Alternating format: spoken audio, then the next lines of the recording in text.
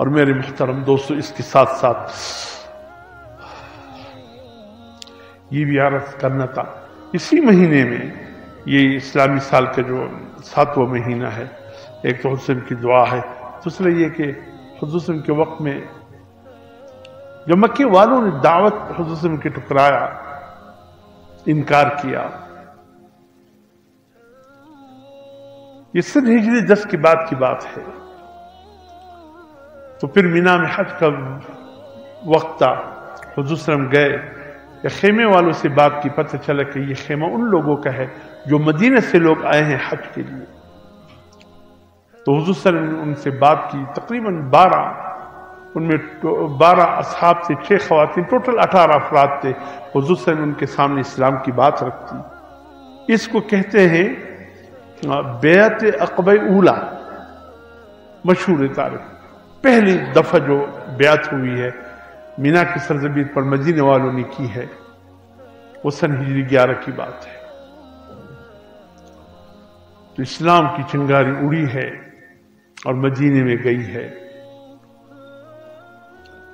رجب کے مہینے میں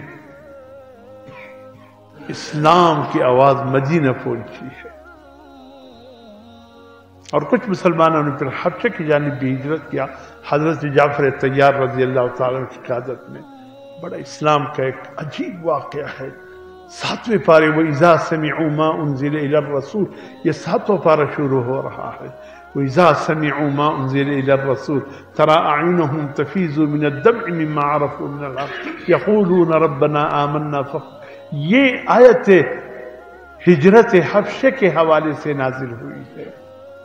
حضرت جعفر طیار، حضرت علی المرتضیٰ رضی اللہ بھائی جس انداز سے پیغام شاہ حبشہ تک پہنچایا، اور شاہ حبشہ نے کہا کہ سناؤ کیا پیغام تمہارا نبی لے کر آئے۔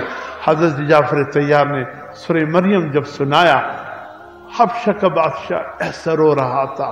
وَإِذَا سَمِعُوا، جب وہ سن رہا تھا، مَا أُنزِلَ إِلَى الرَّسُولِ، جو کچھ اللہ نے نازل کیا جناب نبی کریم صلی اللہ علیہ وسلم کی طرف، جب وہ سن رہا تھا، اس کے آنسو کی لڑیاں آنکھوں سے روان، اس قدر اس کے آنکھوں سے آنسو بہ رہے سورہ مریم کی تلاوت پر کہ اس کی داڑھی تر ہو کر آنسو نیچے گر پڑے۔ یہی رجب کا مہینہ تھا۔